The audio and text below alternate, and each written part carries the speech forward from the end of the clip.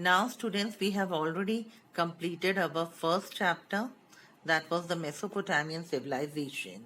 Now we start on with the second chapter in the first term, and that is the river valley civilizations, and that is Egyptian civilization. So let us see which are the main topics of this chapter. The first is the extent of the civilization, sources, kingdoms, society, contribution of the Egyptians, and decline. So, Egyptian civilization. I would like to tell you that the Egyptian civilization is one of the oldest river valley civilization. Now, the people, those who lived on the coast of river Nile, okay, they formed a very rich and a prosperous civilization, and which is famous in the history for a, for existing for a very long period. Okay, the main feature is that it survived for a very long period. Okay, we can say that it survived for more than 2000 years. And since it survived for such a long period, it left a very lasting influence on the world. Okay, so let us see the location. Let us see the location. Now you see, Egypt, it is located, as you know, in the northeastern part of Africa. Okay, it is in the northeastern part of Africa. As I already told you, it is one of the oldest river valley civilization. Now, this is the civilization which flourished on the banks of river Nile. And here there is only one river, Nile, and it flows all through the Egypt, okay, and the rainfall over here is very less. We can say there is hardly any rainfall in Egypt.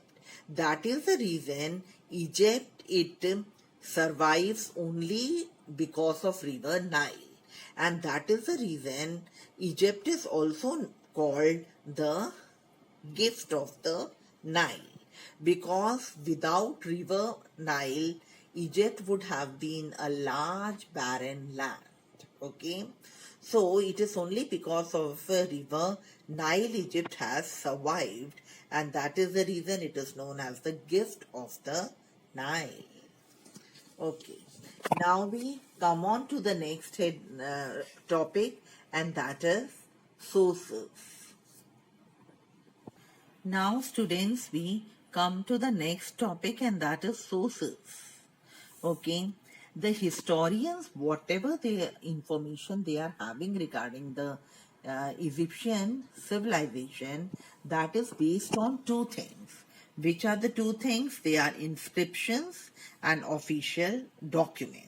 Okay, so the inscriptions and official documents, they are the two things which has been discovered, on the basis of which the historians, they have information, knowledge about the Egyptian civilization.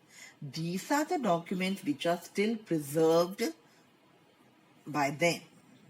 Okay, so apart from this, in the archaeological excavations, we have discovered several objects like the utensils, the art objects, the buildings, etc. Children, we are having the next topic, and that is kingdoms. Okay, in order to study easily the Egyptian history, it has been divided into three periods. The first period is known as the Old Kingdom. Okay, underline the date. It is 3000 BCE to 2000 BCE. So what you will be writing?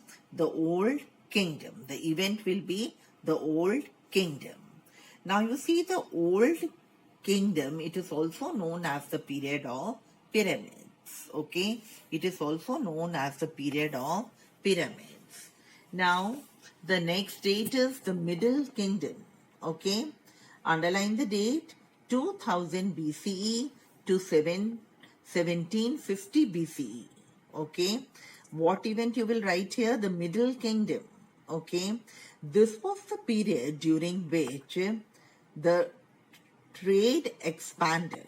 Okay, and this period came to the end with the invasion of Hyksos, who was able to have the victory over the Egyptians.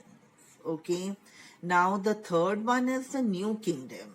Again, write the date 1580 BCE to 1085 BCE. This was the New Kingdom. In event, you will be writing the New Kingdom.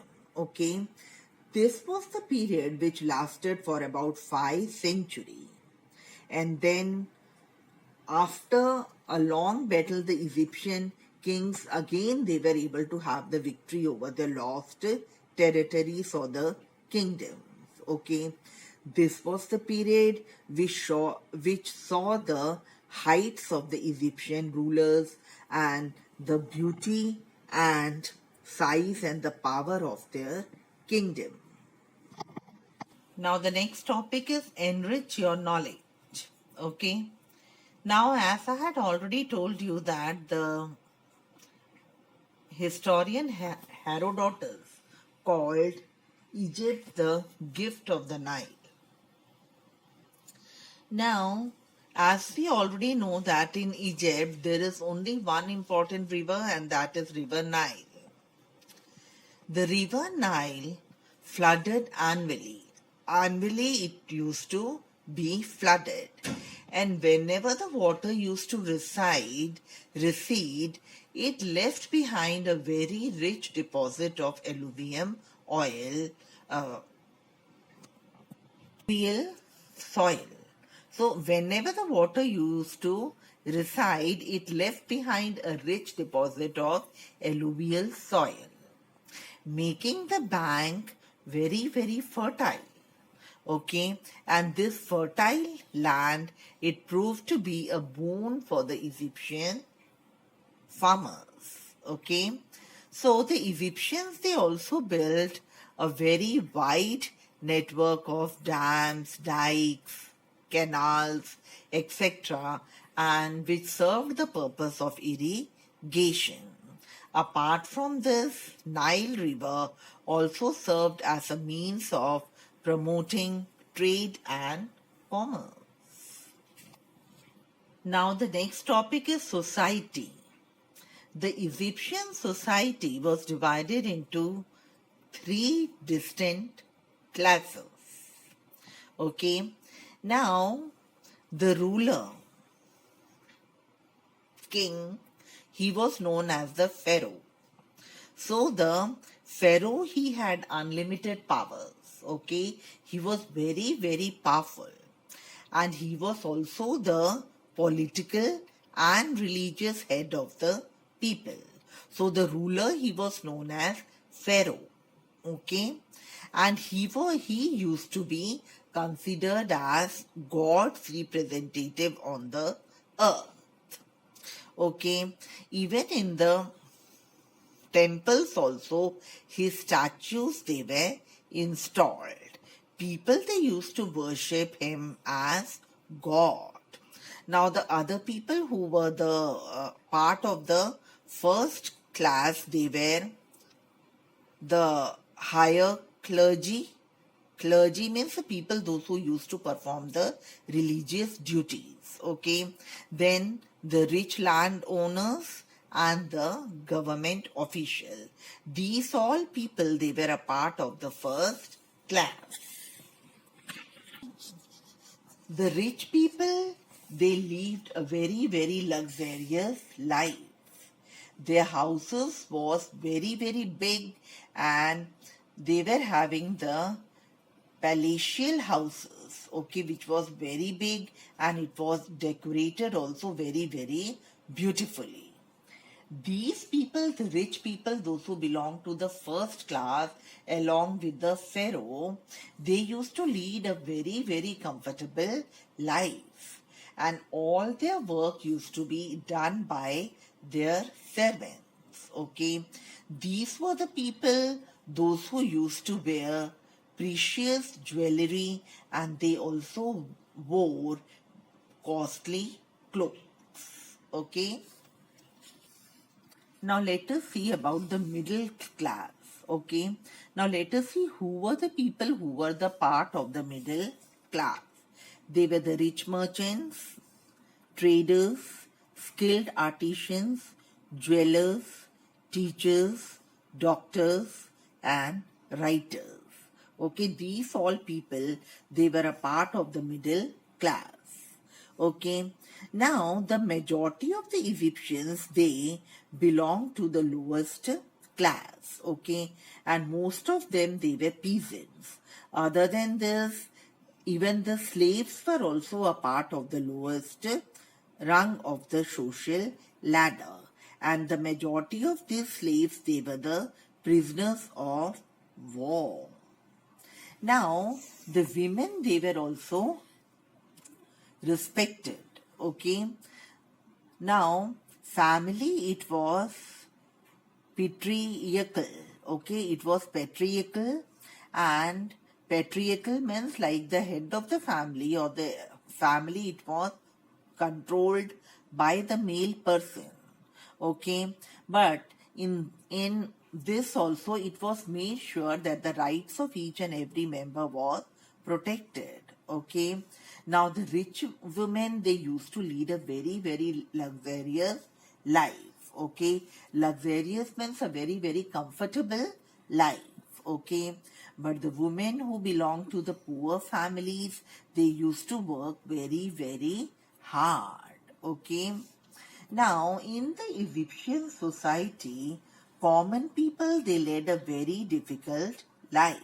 Okay, they had to work for the rich people for their survival, and their houses also used to be small. Now children, the next topic is occupations. Okay, what was the main occupation of the Egyptian people?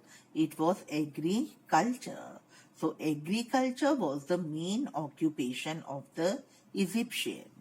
Other than occupations, which were the other occupations?